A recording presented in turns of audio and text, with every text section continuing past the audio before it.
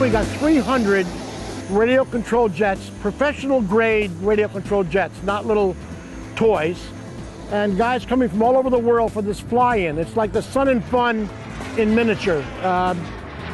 They're all powered by legitimate, true, real turbine engines that have been shrunk. Instead of, you know, being this big around and that long, they're this big around and that long. And they put out anywhere from between 15 and 60 pounds of thrust. Some of the airplanes here are capable of speeds at 300 miles an hour, but we are governed by the Academy of Model Aeronautics, an organization we all have to belong to. We are governed at 200. We actually have a special device on board that limits the airplane to 200 miles an hour. So what you're seeing here, when these guys are going by, they're right at 200 miles an hour. The average size here is probably around 80 to 90 inches in wingspan and maybe 110 inches in length. Average weight, probably 40 pounds. Average cost, turnkey, on the field, ready to rock and roll, $15,000. Are all of them $15,000? No.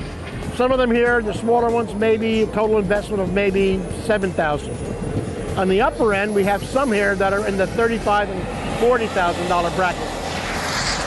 But regardless of their price, they all fly about the same. They are all fast. They are as fast as you want them to be. These turbine engines, it's like a shark eating food. They ingest fuel. The more fuel you throw at them, the faster they want to go. And as you can hear, they sound like a full-size jet airplane. And in a distance, you could not tell whether they're a real airplane or not unless you know your aviation. You know that it's a sport airplane, not a model of a real airplane, for an example. Some of these are military airplanes, some are sport airplanes, which really means it's a figment of someone's imagination that just decided to design and draw up and make a pretty jet. This weighs about 39 pounds, powered with a jet cat B160 burning jet A.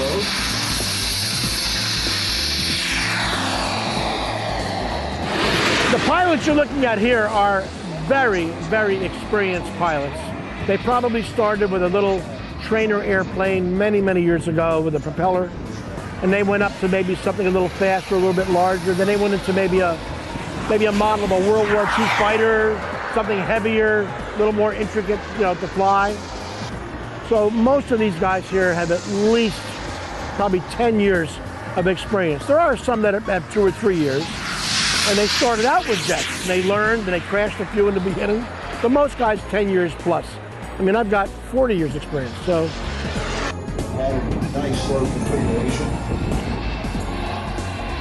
Now this is, like any of these jets, that's something you want to run on the shockwave.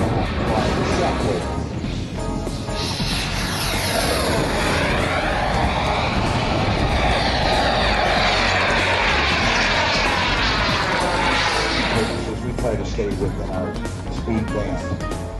David, gear down and locked, flaps deployed. A nice military brake to landing with the shockwave. David Shulman, 798.